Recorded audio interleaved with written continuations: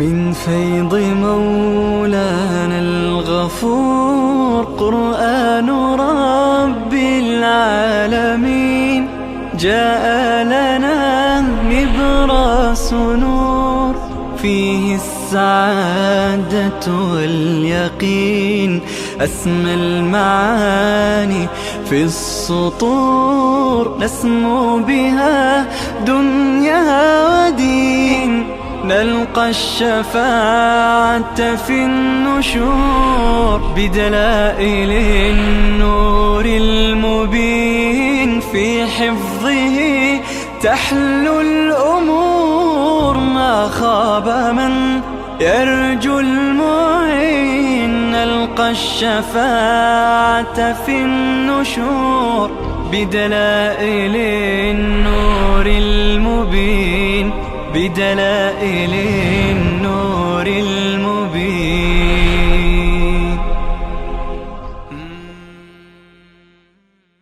أعوذ بالله من الشيطان الرجيم.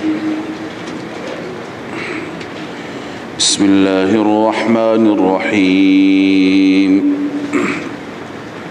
الله می فرماید و ان منهم لفریقا یلوون السنتهم بالکتاب، به درستی که از آنان گروهی هستند که یلوون السنتهم، زبان خودشون را میگردانند، زبان را تاب میدند، به اصطلاح زبان را کج میکنند نسبت به کتاب، یعنی وقتی که آیات کتاب را میخوانند. یا شاید این اشاره هست، گرچه شاه ولی الله رحمه الله معتقد است که تحریفی که یهودیان داشتند تحریف چی بود؟ لفظی بود، ولی عموم مفسران معتقدند که اونها دو نوع تحریف داشتند، هم تحریف لفظی داشتند هم تحریف معنوی داشتند، لذا کلمات را تحریف می کردند. این اشاره به تحریف لفظی هست. لتحسبوه من الكتاب وما هو من الكتاب، تا اینکه شما بپندارید آن را از کتاب، در حالی که وما هو من الكتاب، حقیقتا اون کلمات کتاب نیست. اینقدر اینها جری هستن بر گناه، جری هستن بر تحریف، که کلمات خودشون را، کج زبانی خودشان را به عنوان آیات کتاب خدا جای دادند. اما الله می فرماید و یقولون هو من عند الله، آنها ادعا می کنند، میگویند که اینها از جانب الله است، در حالی که و ما هو من عند الله، نیست آن کتاب، آن کلمات، اون الفاظ جز کتاب الله از جانب الله نیست. و یقولون علی الله الكذب وهم یعلمون، رب العالمین می فرماید آنها بر الله کذب میگویند، دروغ میگویند، در حالی که خودشان هم میدانند، و هم یعلمون، میدونن این کلمه مال ماست، این دروغ را ما اضافه کردیم. از خدا نمی ترسن، خوف الله عزوجل نیست. خب اون چه که در انجیل متی که مسیحیان نجران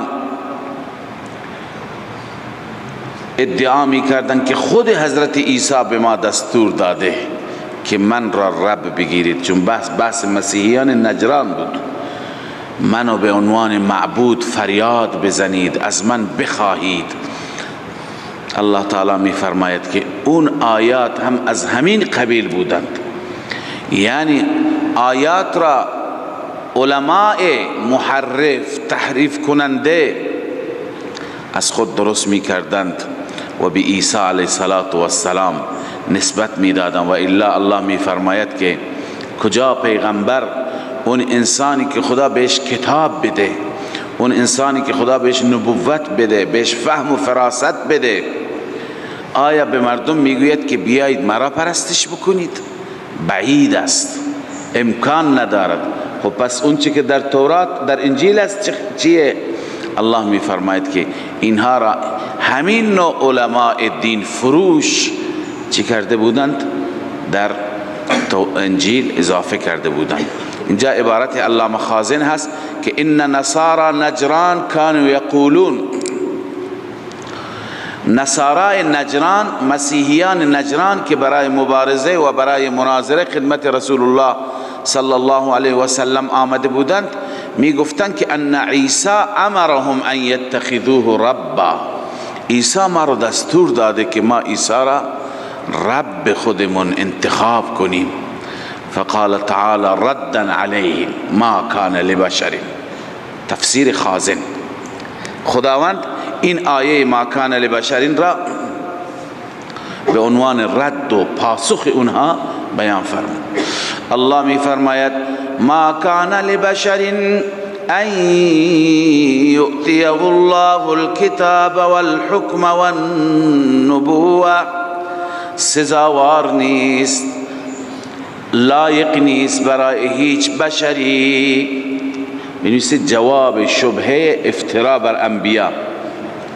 این افترا هست بر پیغمبرم، فلان پیغمبر گفته منو عبادت کنید.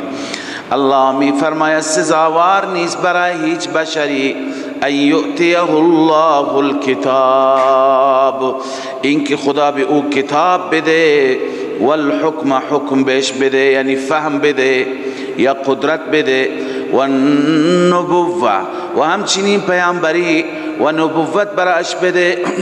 بعد از اینکه کتاب خدا در دستش، نبوت هم دارد، حکمی از جانب الله دارد.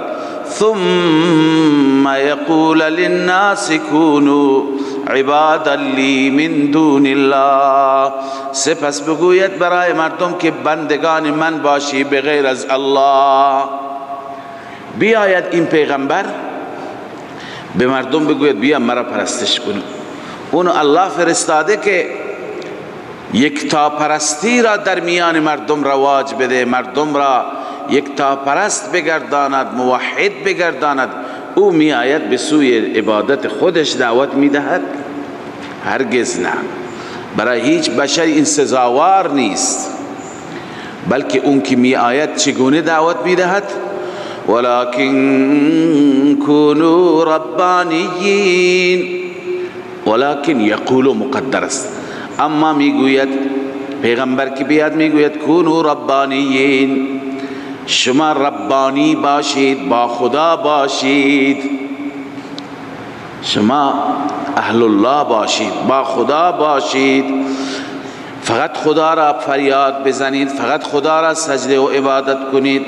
بما کنتم تعلمون الكتاب و بما کنتم تدرسون. مقتضی اول،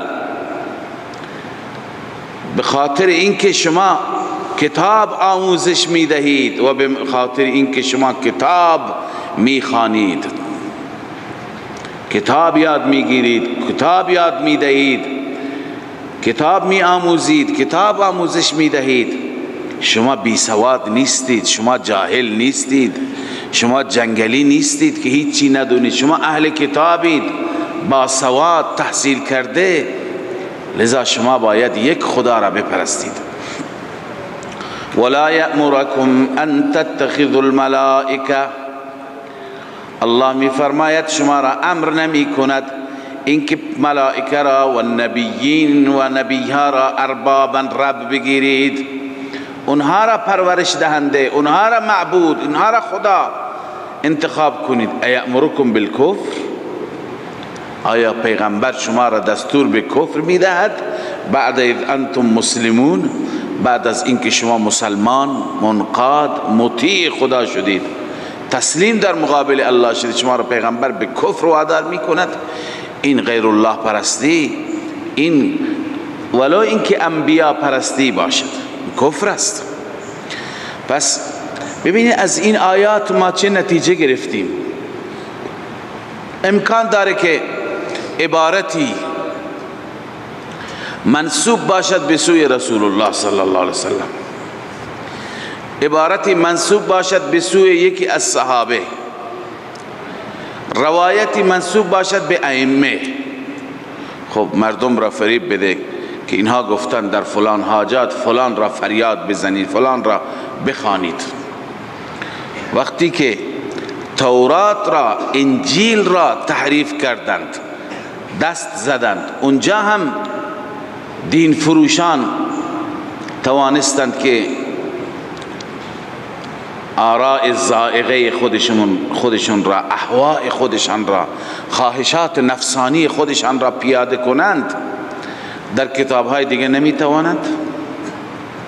در مقدمه صحیح مسلم هست که جابر جعفی میگوید فقط که من 50,000 حدیث دارم که اونها را جرأت نمی کنم برای مردم بیان کنم.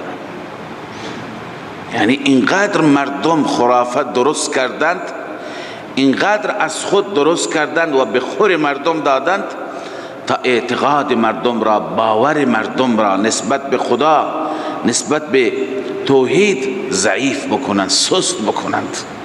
لذا مردم بیچاره اینها را میخوانند، فریب میخورند، فکر میکنند که حدیث پیامبر هست، روایت فلان امام هست، در حالی که الله عزوجل میفرماید که برای هیچ پیامبری سزاوار نیست، نه تنها عیسی علیه السلام، دیگه پیامبران، دیگه امامان، دیگه بزرگان و مقتدایان دینی، اونا هرگز نمیگویند، حضرت ابوبکر هرگز نمیگوید، حضرت علی کرم الله وجهه هرگز نمیگوید مردم شما ما را پرستش بکنید، فلان را صدا بزنید، فلان را در حاجاتتون بطلبید. انبیا نمیگویند، همه میگویند کونوا ربانیین، اهل خدا باشید، با خدا باشید و شما ربانی باشید، فقط خودتون را اختصاص بدهید به رب. لذا اون چی که در عبارتهایی هست، در روایتهایی هست، در کتابها هست اعتبار نداره، فقط قرآن و سنت صحیحه رسول الله صلی الله علیه و سلم. و اذ اخذ الله میثاق النبیین، اینجا خداوند ترغیب میده به سوی اتباع پیغمبر صلی الله علیه و سلم. همه پیروان کتابهای گذشته را، پیروان انبیاء گذشته را، چه یهود باشند، چه نصارا باشند، چه غیر اینها باشند. چرا خداوند اینجا یادآوری میفرماید پیمانی را و میثاقی را که از پیغمبرانشون گرفته؟ اون پیمان چیه؟ اون پیمان این هست که شما پیامبران دین من را به مردم برسانید، اما در آخر پیامبر خاتم می آید. پیامبر خاتم که آمد، نبی خاتم که آمد، اگر شما در اون زمان حضور داشتید، تشریف داشتید، ایمان هم بیاورید بهش و باید یاریش بکنید. خب این پیمان را خدا چرا گرفت از پیامبران؟ پیامبران که نبودن در زمان رسول الله صلی الله علیه وسلم. در واقع هر پیغمبری که پیمانی میبندد، عهدی و میثاقی را امضا میکند از طرف خودش و امت خودش، از طرف خودش و پیروان خودش. معنیش اینی که ای پیامبران شما این پیمان را ببندید، شما و امتتون موظف هستید. وقتی که این پیامبر ما آمد، این رسول خاتم صلی الله علیه و سلم آمد، امتیان شما، پیروان شما، متبعان شما موظفند به او ایمان بیاورند و او را یاری کنند، در معرکه ها، در میادین مختلف در کنار او باشند. ملاحظه بفرمایید این پیمان را که الله بسته. الله می فرماید و اذ اخذ الله میثاق النبیین، وقتی که الله عزوجل گرفت پیمان انبیا را. این پیمان را چه زمانی بست؟ چه زمانی گرفت؟ و وعده را چه زمانی گرفت؟ اکثر مفسران نوشتند که هر پیامبری را زمانی که نبوت میدادند و پیغمبری خداوند بهش میداده، این پیمان را از اونها گرفته که فعلا شما آخر یک پیغمبری می آید که برای همیشه دین اوست. لما آتیتکم من کتاب و حکمه. تشریح میثاق. لما آتیتکم چی هست؟ تشریح میثاق. النبیین، این الف لام استغراقی است، از همه انبیا این پیمان گرفته شده. لما آتیتکم، البته لما آتیتکم من کتاب و حکمه، آنچه که به شما دادم از کتاب و حکمت. به این کتاب و حکمت یعنی کتاب و حکمت قبلا عرض کردم یعنی فهم کتاب، درک کتاب، و این کتاب را شما به او عمل کردید. ثم جاءکم رسول، سپس آمد پیش شما پیامبری. رسول، التنوین للتعظیم، این تنوین برای چی هست؟ تعظیم هست. سپس پیش شما آمد پیامبری مصدق لما معکم، پیامبری که تایید کننده هست، تصدیق کننده هست اون کتاب هایی که با شما هستند، روشی که شما دارید، اصول شما را، یعنی اون هم مثل شما بر توحید و یکتاپرستی دعوت میداد. وقتی که این پیغمبر آمد، وظیفه شما یک، لتؤمنن به، البته حتما به او ایمان بیاورید. دو، ولتنصرنه، حتما او را یاری کنید، یاری برسانید با اعضا و جوارحتان. ایمان با دل هست، یاری با چی هست؟ با دست و پا، با اعضا و جوارح. بعد از اینکه این پیمان را خداوند گرفتند، اهتمام، اینجا بنویسه اهتمام اول میثاق، اهمیت اول.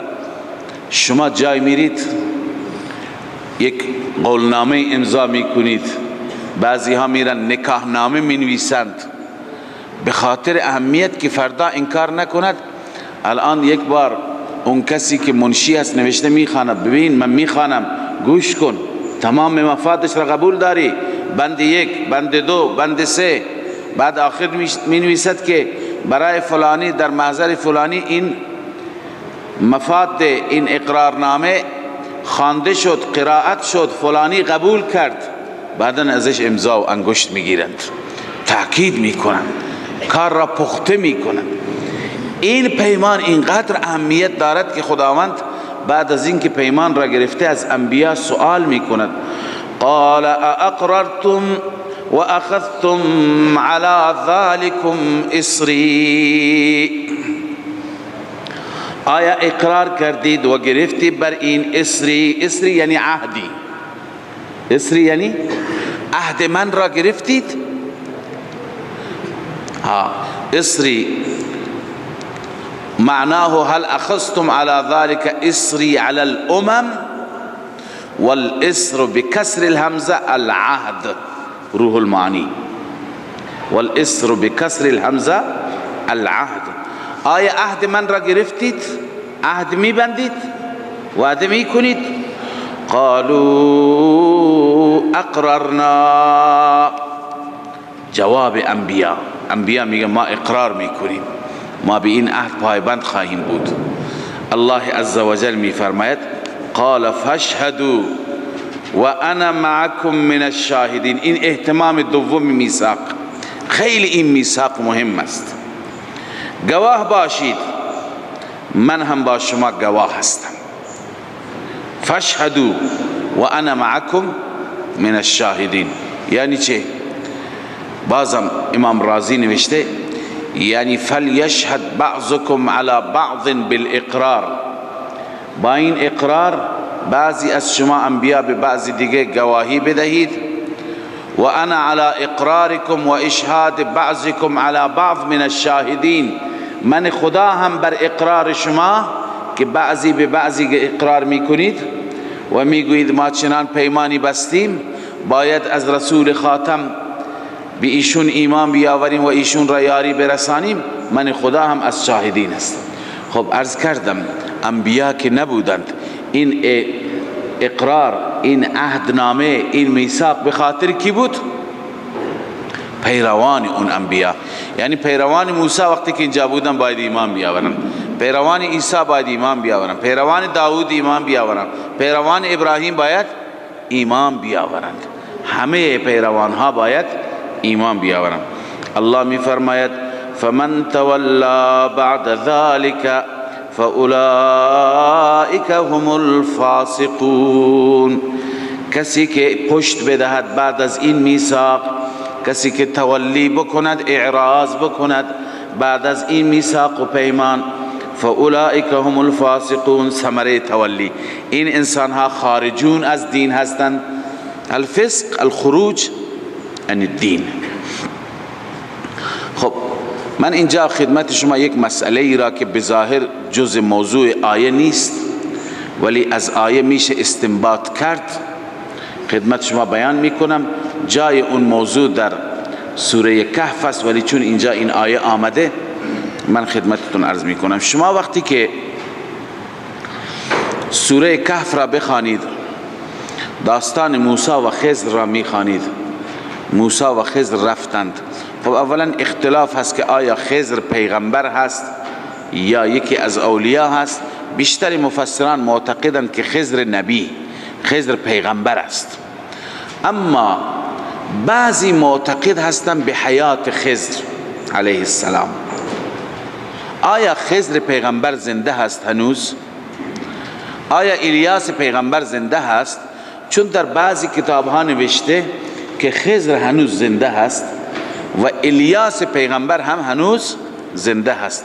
و حتی خرافاتی ها میگویند که اگر شما در دریا با مشکلی مواجه شدید، خضر پیغمبر را فریاد بزنید، ایشون در دریاها تشریف دارند.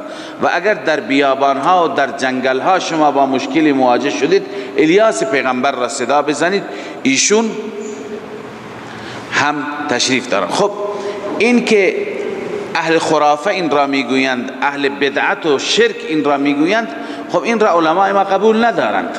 هر جا انسان باید خدای خضر را فریاد بزند، خدای الیاس را بخواند و از او استمداد بطلبد. اما آیا واقعا زنده هستند؟ خب بعضی از مفسرین ما نوشتن زنده هستند. بعضی نوشتند با توجه به این که خضر در چنین جای عجیب زندگی میکرد و بعدا بحث وفاتش هم نیامده و خیلی افراد میگویند که ما خضر را یا در خواب ملاقات کردیم، یا بعضی افراد کسی را دیدن در بیابانی در کنار دریایی لباس سفیدی را گفته من خضر هستم. لذا یا یک نوع تخیلی بوده یا واقعا حالت مکاشفه‌ای بوده، هر چی بوده میگویند که خضر حیات دارد. خواجه خضر چی؟ حیات دارد. اما محققین از مفسران بر این باور هستند که خضر علیه السلام و الیاس علیه السلام درگذشتند، وفات کردند.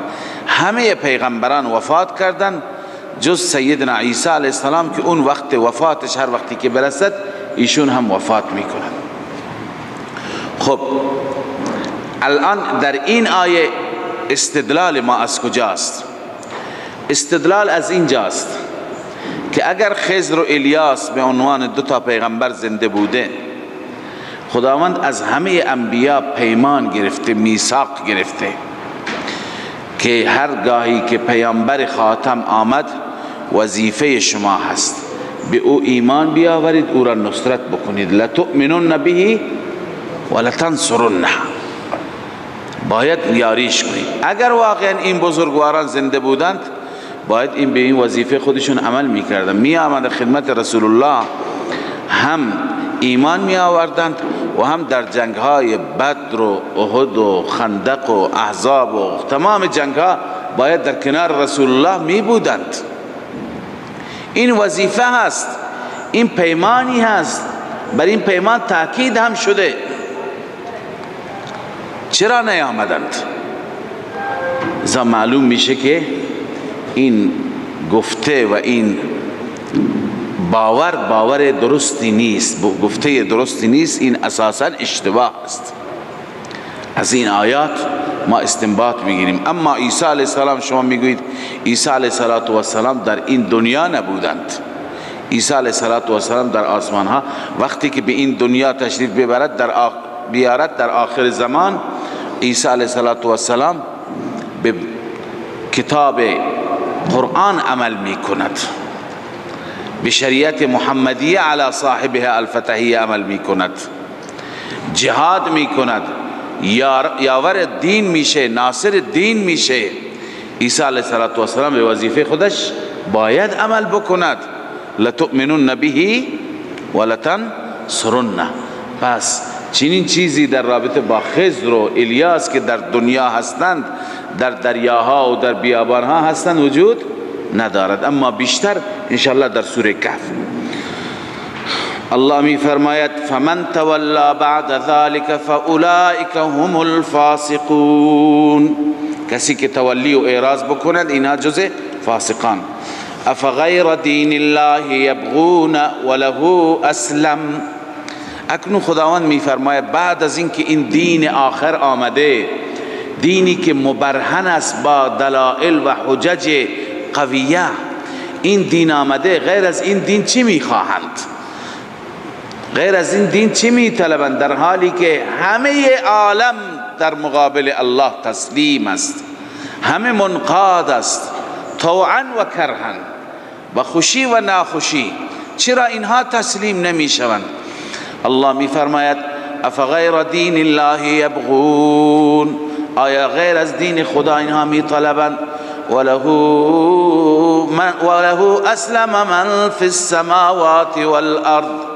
در حالی که برای اون الله، برای اون ذات تسلیم شده، منقاد شده تمام آنچه که در آسمان ها و زمین هستند، طوعا و کرها.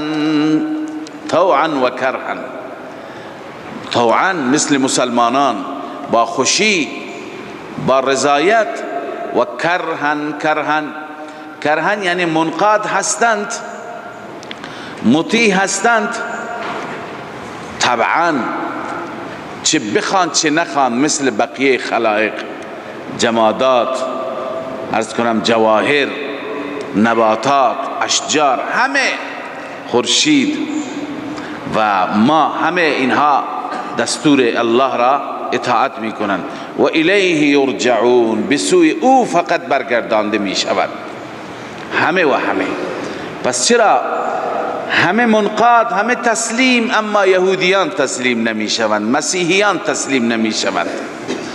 اکنون الله تعالی ترغیب به تسلیم میده و تلقین می کند. قل آمنا بالله، بگو ما ایمان آوردیم به خدا، و ما انزل علینا، آن کتابی که بر ما نازل شده یعنی القرآن، ما به قرآن ایمان داریم.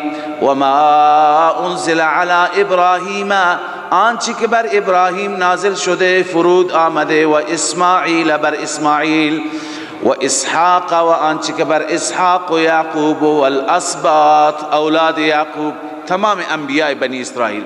و ما اوتی موسی و عیسی، و آنچه که موسی و عیسی داده شدن، یعنی معجزات و کتابهایی که داده شدن، و النبیون، و بقیه انبیاء آنچه که داده شدن، من ربهم، از جانب ربشان، ما به همه ایمان داریم. مثل شما نیستیم که به بعضی ایمان داشته باشیم، به بعضی ایمان داشته نباشیم. مثل یهود نیستیم که تورات را قبول داره، انجیل را قبول نداره، موسی را قبول داره، عیسی را قبول نداره. یا مسیحیان تورات و انجیل را قبول دارن، قرآن را قبول ندارن، محمد را قبول ندارن. نه، ما به همه را قبول داریم، به همه ایمان داریم، ولی شما هستید که ایمان ندارید.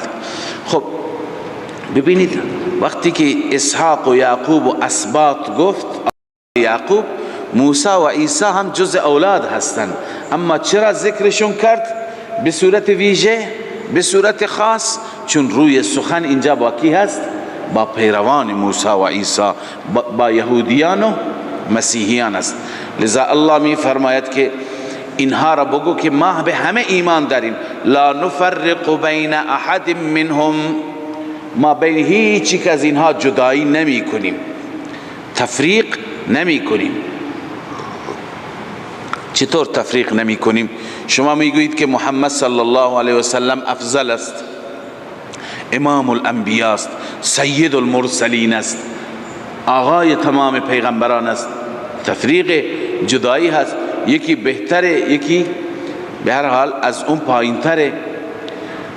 ما از نظر فضیلت ما جدا می کنیم، اما از نظر ایمان تفریق نمی کنیم. لا نفرق بین احد منهم مثل شما بان نؤمن ببعض و نکفر ببعض. به بعضی ایمان بیاوریم، بعضی دیگر را ایمان نیاوریم، کفر کنیم. ما این کار را نمی کنیم. علامه آلوسی نوشته لا نفرق بین احد منهم بالتکذیب و التصدیق. مثل شماها بعضی را تکذیب کنیم، بعضی را تصدیق کنیم. کما فعل اليهود والنصارى، مثل شما یهود و نصارا که انجام میدهید، بعضی را تکذیب بعضی را تصدیق. بغیر از این ما این کار را نمی کنیم. اما والتفریق بین ذلك بالتفضیل جائز. اما مسلمانان اون چه که میکنند بین انبیا فرق قائلند. بچی؟ بالتفضیل. بعضی را فضیلت میدهند، بعضی را پایینتر، بعضی را بالاتر. این جایز است. قرآن خودش گفته تلک الرسل فضلنا بعضهم علی بعض. فضیلت ها را قرآن حتی یاد کرده. منهم من کلم الله و رفع بعضهم درجات و آتینا عیسی ابن مریم البینات. ویژگی ها و خصوصیات هر یک از انبیاء خدا بیان فرموده. پس تفریق اونطوری که آلوسی میگه والتفریق بغیر ذلك بالتفضیل جائز. تفریق غیر از این صورت که بعضی را فضیلت بدیم بر بعضی، این جائز هست. بله. لا نفرق بین احد منهم و نحن له مسلمون. ما فقط برای خدا مسلمون. مسلمون را چه تفسیر کردیم؟ مخلصون. مخلصون همون موحدون هست. مخلصون له فی العباده. ما در عبادت خالصتا عبادت را برای الله انجام بدیم. یعنی یک جایی هستیم، مثل شما هر جایی نیستیم، هر کسی را پرستش نمی کنیم. و من یبتغی غیر الاسلام دینا. خب پس اکنون تعیین شد که فقط خدا را باید عبادت کرد. الله می فرماید و من یبتغی غیر الاسلام دینا. هر کسی که بطلبد بخواهد غیر از اسلام دینی را، فلن یقبل منه، ثمره دنیوی، فلن یقبل منه، در دنیا از او پذیرفته نمیشه، ثمره اخروی، و هو فی الاخرة من الخاسرین. این انسان در آخرت از زیانکاران است، ضرر و زیان. کیف یهدی الله قوما کفروا بعد ایمانهم. عناد قوم، ضدیت این قوم را الله یادآوری می فرماید. الله می فرماید این قوم را من چگونه هدایت کنم. کیف یهدی الله قوما، چگونه هدایت می فرماید الله عزوجل قومی را. بنویسیم مراد اهل کتاب. اهل کتاب را چطور انتظار داری هدایت بشن در حالی که کفروا بعد ایمانهم، آنها کفر کردن بعد از ایمانشان. چطور بعد از ایمانشان؟ قبلا بار بار خدمت شما عرض کردم که اینها آمده بودند اینجا که ایمان بیاورند. قبلا در تورات و انجیل خوانده بودند، میگفتن ما به پیغمبر خاتم ایمان میآوریم، او را یاری میکنیم. خب این ایمان هست. بعد از اینکه این پیغمبر خاتم آمد و از نسل اسماعیل شد نه اسرائیل، از این تعصب قومی چیکار کردند؟ اونها انکار کردند، کفر کردند. لذا الله می فرماید کفروا بعد ایمانهم و شهدوا، قبل از آن گواهی دادند که ان الرسول حق، رسول حق است، یعنی از جانب الله است. و جاءهم البینات، پیش آنان بینات آمده بود، حجج آمده بود، دلائل آمده بود. اما اینها بعد از این همه دلائل، بعد از اقرار و اعتراف کفر کردند. الان که کفر کردند چگونه خدا هدایتشون بده؟ والله لا یهدی القوم الظالمین. رب العالمین هدایت نمی فرماید این چنین قوم ظالمی را. این چنین قوم اینقدر ظلم. خودت باور داشتی، خودت قبول داشتی، الان به خاطر اینکه از فامیلت نیست، از اسرائیلی ها بنی اسرائیل نیست، انکار میکنی. خب این انسان ها جزایشون چیه؟ الله میفرماید اولئک جزاؤهم ان علیهم لعنت الله. ثمره اول ارتداد بنویسید، نتیجه اول ارتداد، کسی که اول ایمان داره بعداً کفر بکند. الله میفرماید اینها جزایشان این هست که ان علیهم لعنت الله، به درستی که بر آنها لعنت الله است، والملائکه، لعنت ملائکه هست، والناس اجمعین، لعنت همه مردم هست، لعنت مؤمنین هست. ببین شما که اینجا میخوانید لعنت الله والملائکه والناس، دیگه خود به خود لعنت میشن تا قیامت. اینها ملعونند، اینهایی که بر عناد و بر ضد سوار شدند و بر رسول الله صلی الله علیه وسلم، رسول الله را انکار کردند. اول میدونستند تا که در این لعنت میمانند. خالدین فیها، همیشه در آن لعنت هستند. لا یخفف عنهم العذاب. خب نتیجه لعنت عذاب دیگه، نتیجه لعنت نار و آتش جهنم هست. ثمره دومش لا یخفف عنهم العذاب، عذاب از اونها تخفیف نمیشه، عذاب کم نمیشه، کاسته نمیشه. و نتیجه سوم ولا هم ینظرون، و آنها تحویل گرفته نمیشوند، نگاه نمیشوند، یعنی تحویل گرفته نمیشوند، به نظر لطف به سوی آنها نگاه نمیشه، دیده نمیشه. اینها برای همیشه ملعونند. البته راه هنوز در دنیا مفتوح هست، باز هست. کسی که توبه بکند، الا الذين تابوا من بعد ذلك، ترغیب مرتدین به توبه، مرتدین تائبین. الا الذين تابوا، مگر کسانی که توبه کردند، من بعد ذلك و اصلحوا، بعد از این یعنی بعد از کفرشان، بعد از ارتدادشان توبه کردن و اصلحوا، اصلاح شدن. اصلاح چیه؟ توبه خب برگشتن است، اصلاح جبران مافات. بیایند اقرار بکنن که مردم ما تا به حال به اشتباه بودیم، واقعا این پیغمبر خداست. فإن الله غفور رحیم، بدون شک الله عز وجل در حق این انسان ها غفور هست، بخشاینده و رحیم، مهربان هست. خداوند اینها را می بخشد.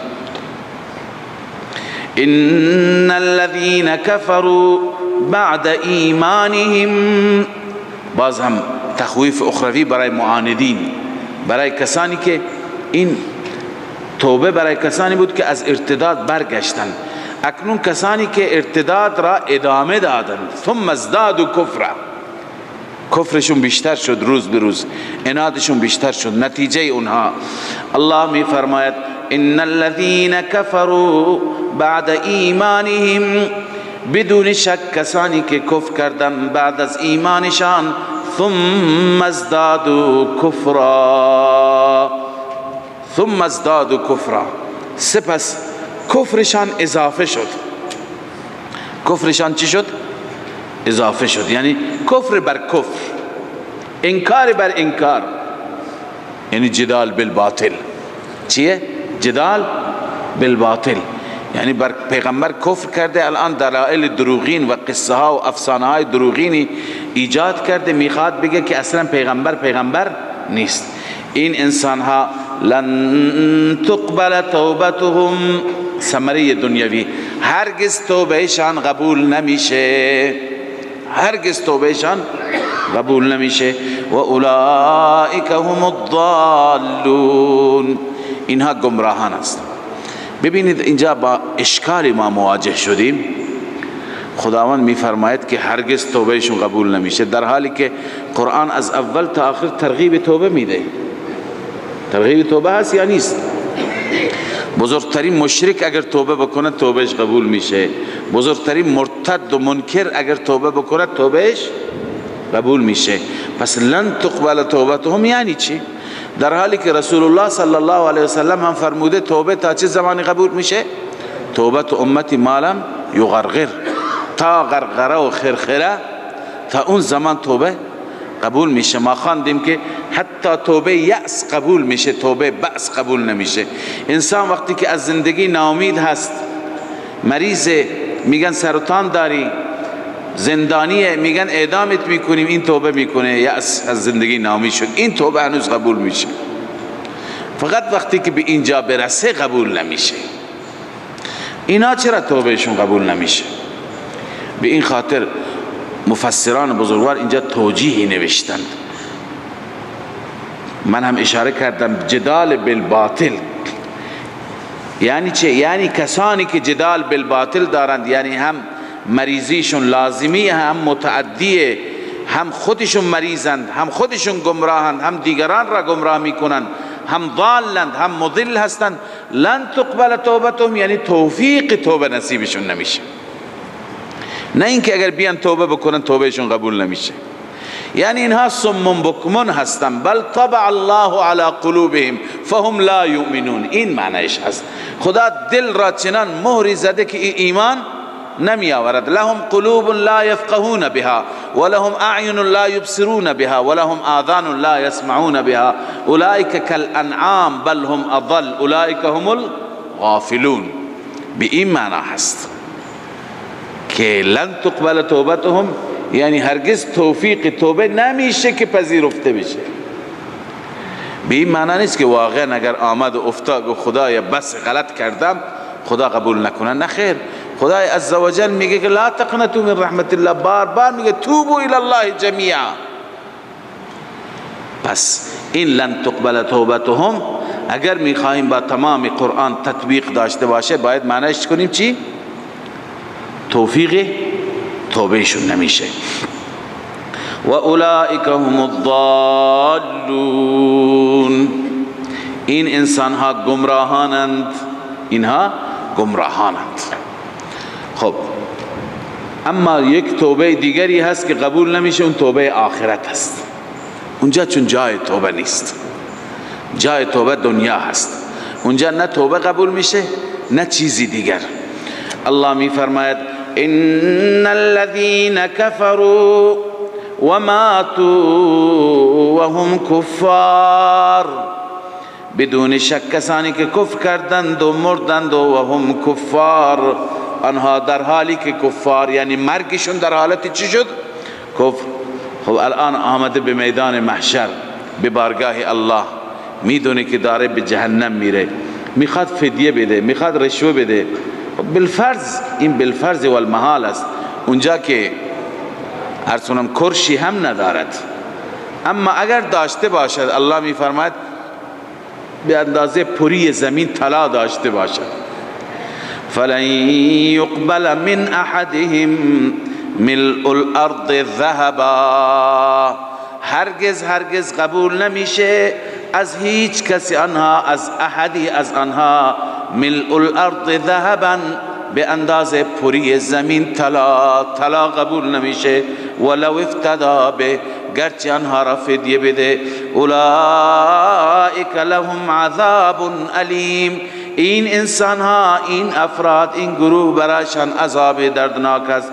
و ما لهم من ناصرین. نفی شفاعت قهری، هیچ یاوری، هیچ ناصری ندارند. برای آنها هیچ ناصری وجود. اینها در دنیا افتخار میکردند که ما چی داریم؟ ما شفیع داریم. هؤلاء شفعاؤنا عند الله. سفارش ما میکنن. خدا میفرماید اونجا ناصری و شفیع برایشون وجود ندارد. و آخر دعوانا الحمد لله رب العالمين.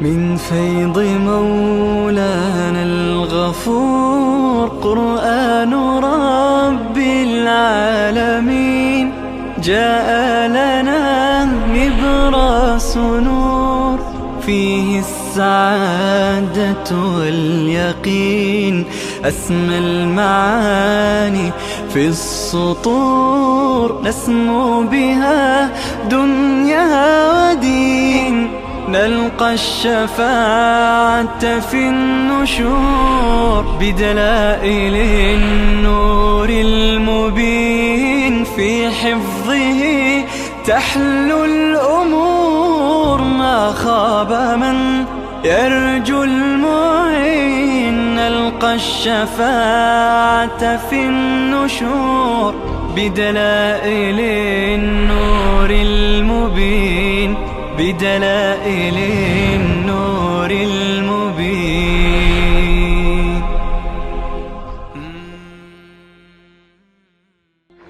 من فيض مولانا الغفور قرآن رب العالمين، جاء لنا نبراس نور، فيه السعادة واليقين،